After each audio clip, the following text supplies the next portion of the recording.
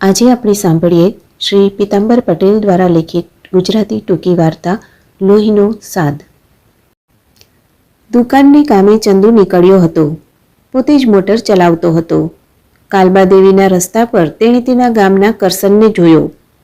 તેણે મોટરને એક બાજુએ લઈને ઊભી રાખી અને હાથથી તાલી પાડી કરસનને બોલાવ્યો.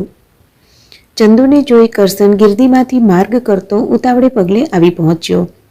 ચંદુએ પહેલો આ સવાલ કર્યો, કેમ, ક્યારનો આવ્યો છે?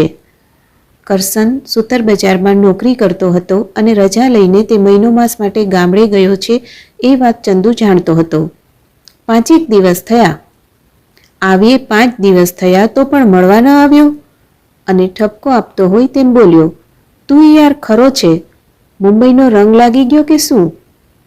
ના ના, એવું નથી. આ રજાએ હું ઘરે આવવાનો જ હતો.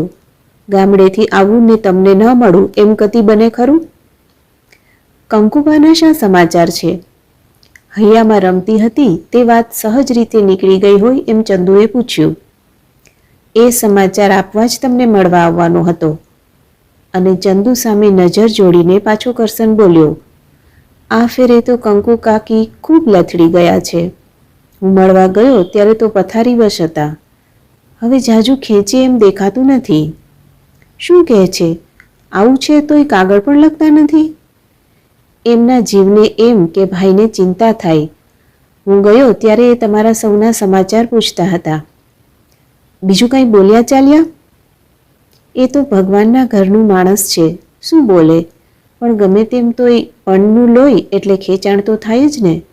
મનોમન કહેતા હોય એમ બોલી ગયેલા કે મરતા મરતા ચંદુનો મેળો થાય તો સારું. કરસન કંકુબાના સમાચાર કહેતો હતો અને ચંદુની સામે ખાટલામાં કણસતા કંકુબા દેખાયા.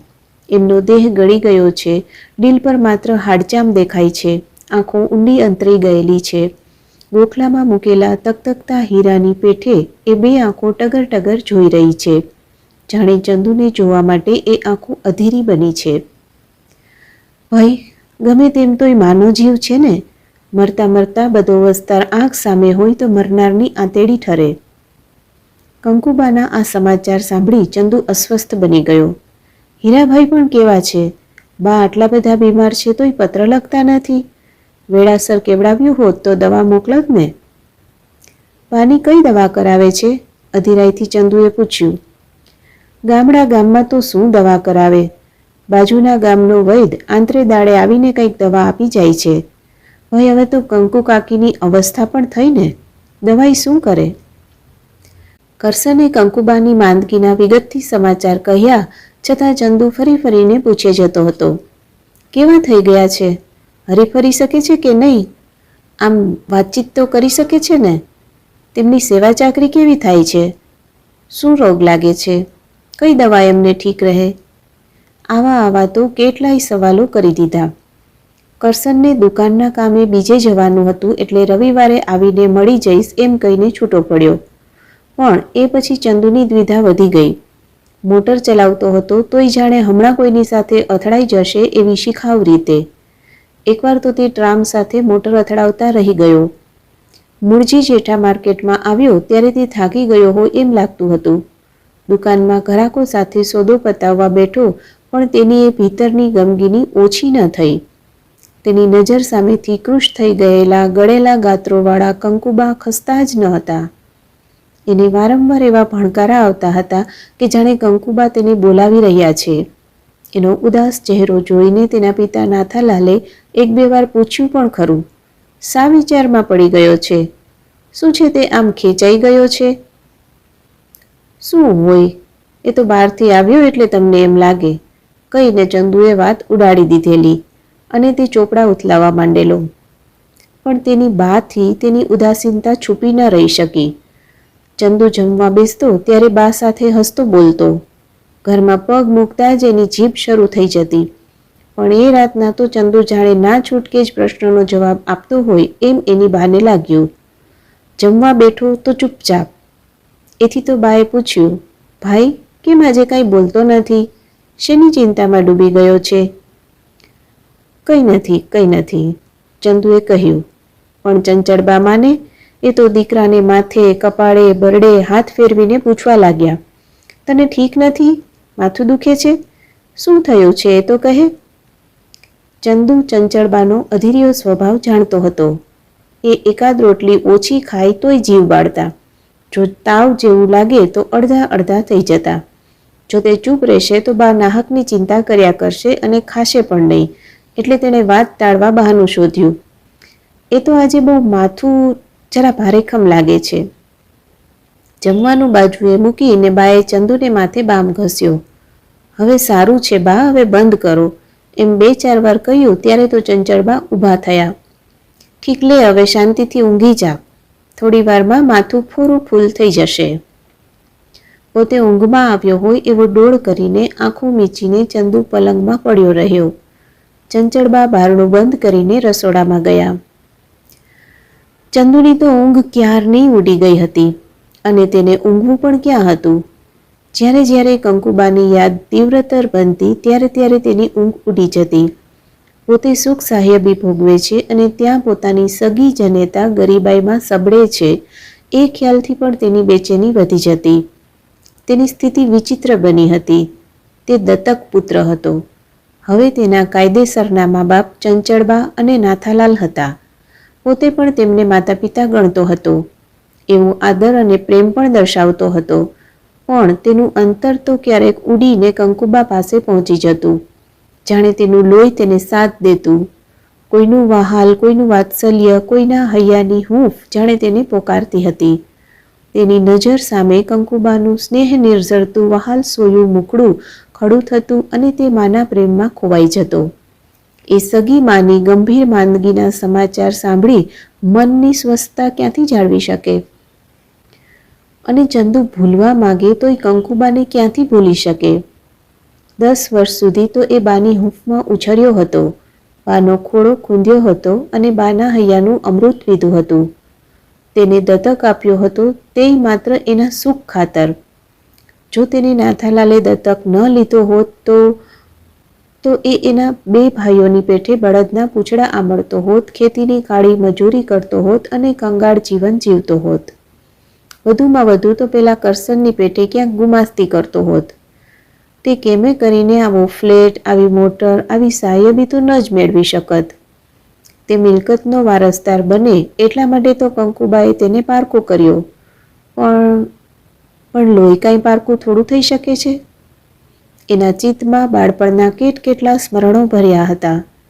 જ્યારે તે એકલો પડતો ત્યારે બા યાદ આવતી, ગામ યાદ આવતું. ત્યારે એ સ્મરણોનો વૈભવ તેની સામે ખુલ્લો થતો. વાસમાં કંઈ વેચાવા આવ્યું હોય તે લેવા માટે તે હઠ લેતો. બા તેને મારતી, તે પગ પછાડતો, મોટેથી આક્રંદ કરતો. ત્યારે બા તેને હૈયે લગાડીને કેવું વહાલ કરતી. કોઠીમાં દાણા પણ ન હતા તોય તેની હઠ પૂરી કરતી. તે, કરસન અને બીજા મિત્રો વગડામાં બોર ખાવા જતા, તળાવમાં નાહવા પડતા, કોઈના ખેતરમાં જઈને શીંગો ઉશેટી લાવતા અને ઊંધિયું કરતા, કોઈની વાડીમાંથી મૂળા મોગરી ચોરી લાવતા, કેવી ધીંગા મસ્તી કરતા. એ દિવસો કેવા કિલ્લોલના હતા. એ બધાના કેન્દ્રસ્થાને બા હતી. એના પિતા તો તામસ પ્રકૃતિના હતા. ક્યારેક તો તે રોષમાં લપડાક લગાવી દેતા, કંઈક માગે તો ધમકાવી કાઢતા. એ વખતે બા તેને સોડમાં લઈને કેવું વહાલ કરતી. એ બાને ચંદુ કેમ ભૂલી શકે? અને કંકુબા પણ તેને ક્યાં ભૂલ્યા હતા? વચ્ચે તે નાસિક ત્રંબકની જાત્રાએ ગયા હતા. વળતા તેને ત્યાં મુંબઈ આવ્યા હતા. તેને જોઈને તે કેવા હરખાઈ ઉઠ્યા હતા. પોતે હજી તેમનો નાનો ચંદુડિયો હોય એમ એને હૈયે ચાપીને માથા પર, મોં પર, બરડા પર કેવું સ્નેહનું લીપણ કરતા હતા. ભાઈ સારો તો છે ને? એટલું પૂછતા પૂછતા તેમની આંખમાં કેવા જળજળિયા આવી ગયા હતા. એને જોઈને બાના હૃદયમાં વાત્સલ્યનું કેવું પૂર આવ્યું હતું. કંકુબા તેના પર વહાલ વરસાવતા હતા એ ચંચળબાથી જોયું જતું ન હતું. એટલે કંઈક કામનું બહાનું કાઢીને તેને કેવો બહાર મોકલી દીધો હતો. પણ ત્યારથી સહજ રીતે તેનાથી કંકુબાના અને ચંચળબાના વહાલની સરખામણી થઈ જતી. કંકુબાને મળતા જાણે તેનો અણુએ અણુ ખેંચાતો હતો. અંગે અંગ પુલકિત બની જતું હતું. એક પ્રકારનો પોરસ ચડતો હતો. એમ પણ થઈ જતું કે બા બા કઈ તેને વળગી પડું. ચંચળબા પણ તેના પર ચારે હાથ રાખતા હતા, પણ તેમના અતિ પ્રેમમાં તે જાણે ગૂંગળામણ અનુભવતો, જાણે તેને એમાં ઉષ્મા વર્તાતી નહોતી. પોતે ફરજના ભાનથી તેમને બા બા કરે છે તેમ લાગતું. તેનું અંતર કદીએ બા બાનો પુકાર કરીને ઉછળતું નહોતું. જોકે તેણે કદીએ તેના વર્તનમાં એવું દેખાડ્યું નહોતું કે ચંચળબાને ઓછું આવે, પણ ચંચળબાના અને નાથાલાલના વર્તનથી તેને એક બે પ્રસંગે ખૂબ માઠું લાગ્યું હતું. તેનું હૃદય દુભાયું હતું. તેણે મોંએથી હરફે કાઢ્યો ન હતો, પણ રાતના તેની આંખો ભીની બની જતી. એક પ્રસંગે કંકુબા નાશિકની જાત્રાએથી મુંબઈ આવ્યા. તેણે ચંચળબાને કહ્યું કે તે મોટરમાં લઈને કંકુબાને મુંબઈ દેખાડે, બાબુલનાથ અને મહાલક્ષ્મીના દર્શન કરાવી આવે. પણ ચંચળબાએ તેને સભાન રીતે અળગો જ રાખ્યો, જાણે મા દીકરો મળે એ તેમને ગમતું જ ન હતું. પોતે કંકુબાને બા કહે એ પણ એમનાથી સાખ્યું જતું ન હતું. એટલું જ નહીં, બાને મૂકવા સેન્ટ્રલ સ્ટેશને પણ જવા ન દીધો. એ રાતના બા બા કહીને ચંદુડિયાની પેઠે એ રડી પડ્યો હતો. બીજો સારો પ્રસંગ હતો એના લગ્નનો. કોણ જાણે કેમ પણ નાથાલાલને ગામડા પ્રત્યે સૂગ હતી. પોતે નાના ગામડાના છે એ વાતને ભૂંસી નાખવા માગતા હતા, એટલે તો તે કદી ગામડે જતા નહીં. ગામડા સાથેનો તાંતણો સાવ તોડી નાખ્યો હતો. એમાંય ચંદુને દત્તક લીધા પછી તો તે કદીએ ગામડે જવાનું નામ લેતા નહીં. ચંદુને ગામ યાદ આવતું, તેના ગોઠિયા યાદ આવતા, પણ તેને નાથાલાલ ગામડે જવા દેતા નહીં. તેના પર તેની જનેતાની છાયા ન પડે તેની તે કાળજી રાખતા. તેના સગા પિતાજીનું અવસાન થયું ત્યારે પણ તેને જવા દીધો ન હતો.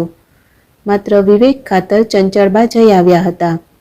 ચંદુને એનું પણ મનમાં ઘણું દુઃખ હતું, પણ તેના લગ્ન પ્રસંગે તેના કુટુંબીઓને, તેના ભાઈઓને, તેની બાને કોઈને પણ તેડાવ્યા નહીં. એથી તો એને પારાવાર દુઃખ થયું હતું. પૈસો આવતા નાથાલાલ કેવા બદલાઈ ગયા છે. જેણે વંશવેલો ચાલુ રાખવા પંડીનો જણિયો આપી દીધો, તેને પણ આવા શુભ પ્રસંગે ન બોલાવે. નાથાલાલે ચંદુનું લગ્ન મુંબઈમાં જ કર્યું. તેની પત્ની જયાને સાસરે આવીએ 3-4 વર્ષ થયા. એ તો સુવાવડ પર પિયર ગઈ હતી, પણ જયાને કંકુબા કે તેના ભાઈઓની મુલાકાત ન થઈ તે ન જ થઈ. ચંચળબાએ એ સંબંધ પર પડદો પાડી દીધો હતો. ચંદુ જોતો હતો કે ચંચળબાને અને નાથાલાલને પણ કંકુબા સાથેનો સંબંધ રાખવો ગમતો ન હતો. ઉલટું એ એક પ્રકારનો અણગમો અને ઠંડી ઉદાસીનતા બતાવતા હતા. આમ જોવા જાય તો તેના પિતા અને નાથાલાલ કુટુંબી ભાઈઓ થાય, એટલે તો ચંચળબાએ તેને ખોળે બેસાડવા માટે પસંદ કર્યો હતો. ભાઈનું ઘર ઉઘાડું રહે તે માટે તો જીવ કાઠો કરીને તેના સગા માતા પિતાએ તેને દત્તક આપ્યો હતો. એમાં તેનું સુખ પણ જોયું હતું. મા બાપના ત્યાગને કારણે તો તે નાથાલાલની મિલકતનો, કાયમી પેઢીનો વારસદાર બન્યો હતો. તેને ધન વૈભવ મેળવ્યા હતા, પણ તેને સુખી કરવામાં તેના માતા પિતાએ શું ગુમાવ્યું હતું તેનો ચંચળબાએ કે નાથાલાલે કદીએ વિચાર કર્યો ન હતો. મા બાપની આ ઉદાસીનતા, ઉપેક્ષા અને અણગમો ચંદુને કોરી ખાતા હતા. એકવાર તેનાથી કહેવાઈ ગયેલું, કંકુબાને અને હીરાભાઈને તેડાવીએ તો, અહીં બોલાવીએ તો તેમને સારું લાગે. એ સાંભળી ચંચળબાએ કેવું કર્યું હતું. મોટો અપરાધ કરી દીધો હોય તેમ તેણે રડારોડ કરી મૂકી હતી. આ સાંભળીને ચંદુ એવો તો હેપતાઈ ગયો હતો કે પછી કદી કંકુબાનું નામ દઈ શકતો નહીં. તેને ઘણીવાર એમ થતું, કંકુબાએ આમનું શું બગાડ્યું છે તે આવું કરતા હશે. ભલે જીભથી તે કંકુબાનું નામ ન લઈ શકતો હોય, પણ મન ઓછું ચૂપ રહે છે. તેમાં આ મા બાપ કંકુબાની ઉપેક્ષા કરતા હતા, તેથી પણ તેને એ વિશેષ યાદ આવતા. એ કંકુબા બીમાર હોય, ગંભીર હાલત હોય, જાય એવા થઈ ગયા હોય, ત્યારે તો તે કઈ રીતે એમને વિસ્તારે પાડી શકે. એ રાતના તો તેને એમ જ થયા કર્યું કે જાણે કંકુબા એને બોલાવી રહ્યા છે. એને જોવા માટે આંખો બાવરી બની છે. તેમની આજુબાજુ તેના ભાઈઓ છે, ભાભીઓ છે, તેમના છોકરા છે, કુટુંબ મેળો એકઠો થયો છે. તેની બહેનો પણ ભાણેજિયાને લઈને આવી છે. બાની બધી હાંજવણ ત્યાં હાજર છે, પણ તેમનો ચંદુડિયો આવ્યો નથી. બાની આંખો વારંવાર બારણા તરફ મંડાઈ છે. ગમે તેમ પણ મારો ચંદુ આવ્યા વિના ન રહે. હીરા, ભાઈ હીરા, ચંદુને કાગળ તો લખ, મરતા મરતા એકવાર મળી તો લઉં. અને ચંદુ આટલે દૂર બાનો સાદ સાંભળતો હોય એમ બા બા પુકારતો પથારીમાંથી ઝબકીને બેઠો થઈ જાય છે. એનો ફાટી ગયેલો ધ્રુજારી ભર્યો અવાજ સાંભળી ચંચળબા દોડતા આવે છે. ભાઈ, ભાઈ ચંદુ, શું થયું તને બેટા? દીકરાને છાતીએ લગાડીને ડીલ પર હાથ ફેરવીને સુવાડે છે. ચંચળબાએ ચંદુને પાણી પાયું. તેને માથે હાથ ફેરવતા તેની પાસે બેસી ગયા. ભાઈ, તને શું થાય છે? તું કેમ ઝબકી ગયો? એવી પૂછપરછ કરવા માંડ્યા. પણ ચંદુએ તો બીક લાગે એવું સ્વપ્ન આવ્યું હતું એટલે ઝબકી ગયો. હવે સૂઈ જાઓ, મને ઠીક છે, એમ કહીને પડખું ફેરવી દીધું. બીજે દિવસે તે ગામડે જવા તૈયાર થયો. એ કંકુબાને મળવા જાય છે એમ કહે તો નાથાલાલ નારાજ થાય અને ચંચળબા રડારોડ કરી મૂકે. એટલે એક મિત્રને ત્યાં જવું છે એવું બહાનું કાઢીને તે ઉપડી ગયો. જોકે નાથાલાલ તો તારે દુકાનને કામે મદ્રાસ જવાનું છે, વેપારનું જરૂરી કામ છે, ત્યાં જવાનું મૂકીને તું સિદ્ધને રખડવા જાય છે, એમ છેક સુધી બબડતા હતા. પણ ચંદુએ એકેય શબ્દ કાને ધર્યો ન હતો. એ તેના માદરે વતન આવ્યો ને ગામની સીમ જાણે ઉમળકાથી તેમનું સ્વાગત કરતી હતી. વનવગડાના વૃક્ષો જાણે ડાળીઓ હલાવીને તેને આવકારતા હતા. ખેતરો, ગામની ભાગોળ, અરે ગામની ધૂળ પણ જાણે તેને કહી રહી હતી, ચંદુભાઈ, ઘણે વર્ષે ગામમાં પગ મૂક્યો. તેને જોઈને વાસના કૂતરા ભસવા લાગ્યા. તેના ધોળા બાફલા જેવા કપડાં અને શહેરી છટા જે તે જોઈ રહ્યા હતા. જેણે ઓળખ્યો તે તો અલ્યા, આ તો કંકુ કાકીનો ચંદુ, એમ કહેતા હતા. જે કોઈ ચંદુને બોલાવે પેલો ડાઘ્યો આગળ પાછળ ભમતો ભસ્યા કરે. કોઈ સામે મળે એ તરફ તેનું લક્ષ્ય જ ન હોય એમ એ સીધો તેના ઘરમાં આવ્યો. એ વખતે ઘરમાં શાંતિ છવાઈ ગઈ હતી. કેટલાય જણ ખાટલામાં પડેલા કંકુબા સામે ફાટી આંખે તાકી રહ્યા હતા. બા હમણાં જ હશે, હમણાં તેમની આંખ બીડાઈ જશે એમ થતું હતું. બધાના શ્વાસ અદ્ધર થઈ ગયા હતા. માથા પાસે ઘીનો દીવો પણ કર્યો હતો. ચંદુ કંઈ પણ બોલ્યા વગર, કોઈની સામે નજર કર્યા વગર સીધો બાના ખાટલા પાસે ગયો. કંકુબાની આંખો ચંદુ પર સ્થિર થઈ. બાનું ગળી ગયેલું હાડપિંજર જેવું શરીર જોઈને ચંદુનું હૈયું વલોવાઈ ગયું અને તેનાથી સહજ ચીસ પડાઈ ગઈ. બા, બા! તે ખાટલા પાસે બેઠો. બાની આંખમાં આંખ પરોવીને તે બાના કાન પાસે બોલ્યો, બા, બા, હું ચંદુ. બા, બા, હું તારો ચંદુડિયો. બા, હું ચંદુડિયો તને બોલાવું છું. કંકુબાએ તેમના ચંદુડિયાને ઓળખ્યો હોય તેમ તેની સામે આંખો સ્થિર કરી. તેમની જીભ તો અવાજ ન કાઢી શકી, પણ હોઠ સહેજ સળવળ્યા. એ હોઠને અણસારે સૌને એમ લાગ્યું કે કંકુબા કહે છે, આવી ગયો ભાઈ. એક ચંદુને જોવા માટે જ અત્યાર સુધી જીવને ખોળિયામાં પૂરી રાખ્યો હોય એમ સૌને આંખથી આશીર્વાદ આપી કંકુબાએ હંમેશને માટે આંખલડી પીડી દીધી. એ વખતે મોટેરા રામ રામ કહેતા હતા, સ્વજનો રડતા હતા અને ચંદુ બાના મૃતદેહને વળગીને બા, મારી બા પુકારતો પથ્થર દિલને પીગળાવી દે તેવું આક્રંદ કરી રહ્યો હતો.